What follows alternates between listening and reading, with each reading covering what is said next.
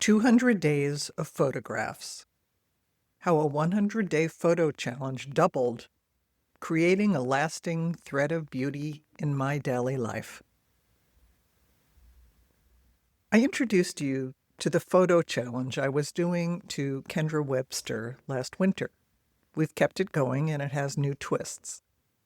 Here's my initial description of the project, along with an update.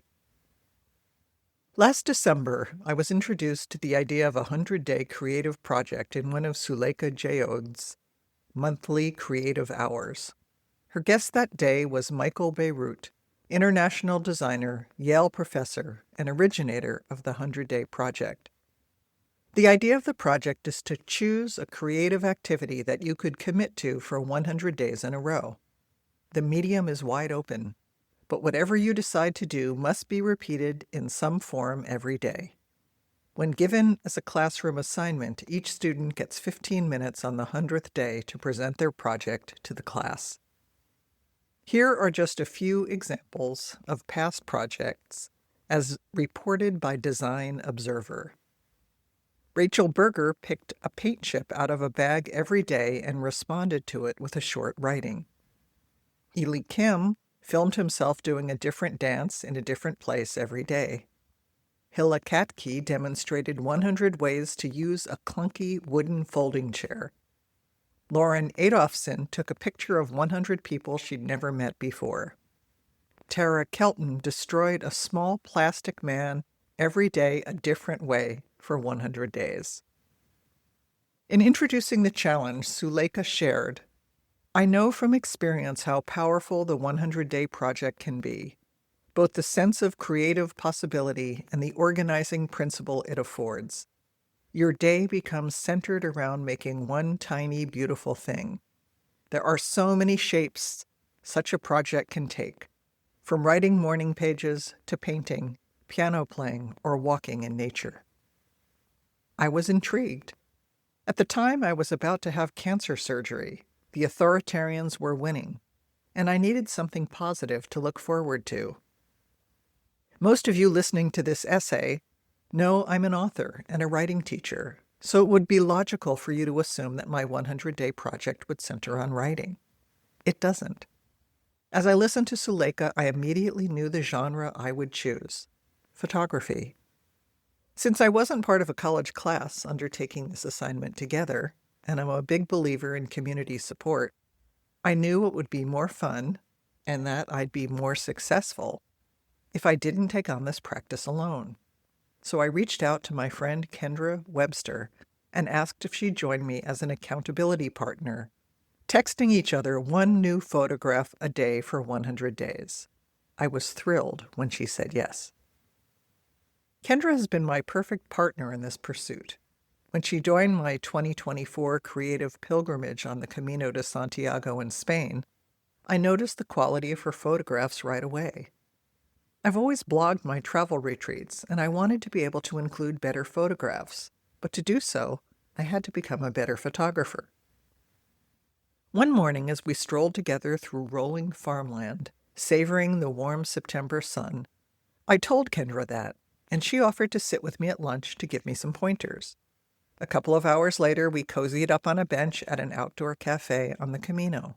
While we enjoyed our tortilla de patatas and pimientos de padrón, Kendra introduced me to a dozen features I didn't know existed on my iPhone camera. Every few days after that, she'd look at my camera roll, make cropping suggestions, tell me why one version of a photo was better than another. She showed me how to do basic editing right on my phone. Kendra was an encouraging coach and a good teacher, and my photos started to improve. When the trip was over, Kendra referred me to an online photography class, and I took it. And last fall, she moved back to Santa Cruz, California, where I live, so we were now in the same vicinity. I looked forward to going out on some great photo shoots together. But then I got cancer, and Kendra was consumed by her new job. Neither of us had the bandwidth to get together in person. But a 100-day photography practice, done asynchronously in our own time, shared with a click of a button on devices in the palm of our hand, it was perfect. Our 100-day challenge has just 3 rules. 1. Text 1 photo a day with a number and a title. 2. A new picture has to be taken every day. No stockpiling of photos for future use. 3. It doesn't have to be a good photo. Now, here's the update. When Kendra and I reached day number 99, I added a note to that day's photograph. Do you want to keep going? She texted back right away. Absolutely. I was relieved. Neither of us wanted to stop. So, we've continued our practice for a second 100 days, and I anticipate a long future of more photos ahead. We both want to keep our thread going. Today will be number 201. When I began working on this post, I took some time to review our second 100 photographs, and I realized what a great journaling technique this practice really is. My second 100 images documented my gradual transition from illness back to health. There were no more shots of me getting medical tests, recovering from cancer surgery, or undergoing radiation. Instead, I found myself smiling at photos of my brand new grandson, born on Pi Day, March 14th, in Boston. Images from my trip to Egypt to celebrate our daughter's wedding in May. Photos from the retreat I attended at the Commonwealth Cancer Help Program in Bolinas in early June. There were images from our grandkids' visit from Mexico. And lately, lots of photos I've taken while walking in the woods. I'm actively training for my Camino de Santiago pilgrimage coming up in September. Here's a bit of my visual journal. And for those of you who are listening to this, this is where you really need to switch over to the Substack version so you could see the images, because most of this post is documenting some of the photos. So I'll read you, how about if I read you the captions? I think that might be intriguing enough to get you over to Substack, okay?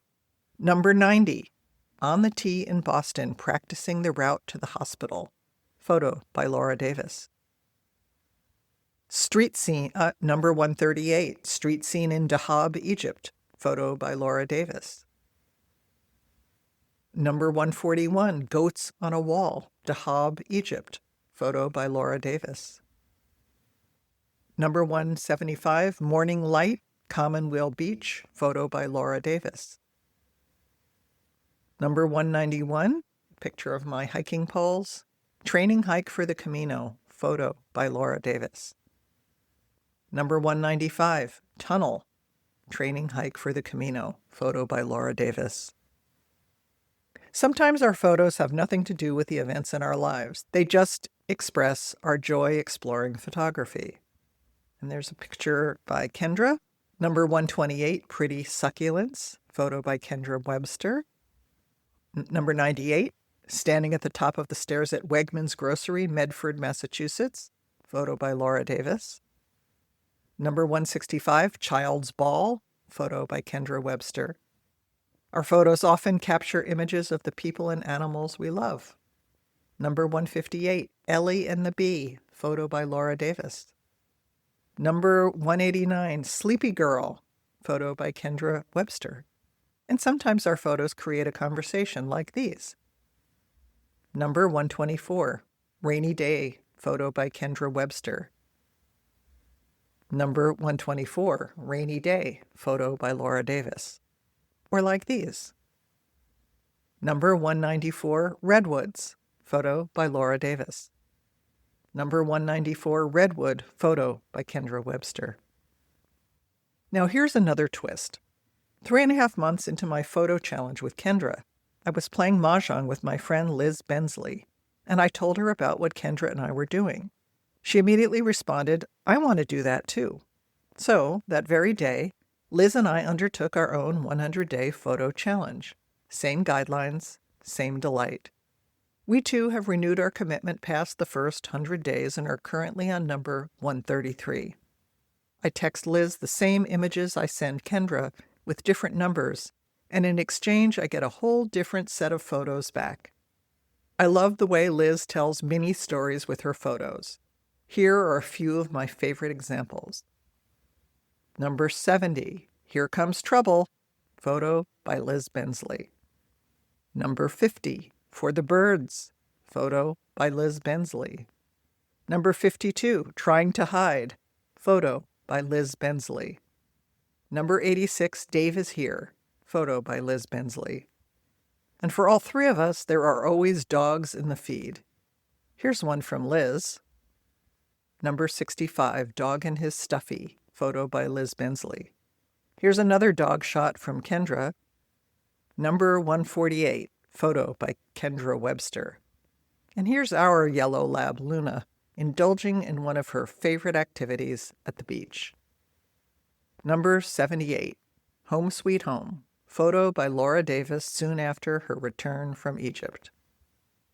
So I will put the link to this post in the show notes so you could actually go look at the photos on Substack. And remember, every time you click the heart, leave a comment, or share a post, you're making it easier for new readers to discover the writer's journey.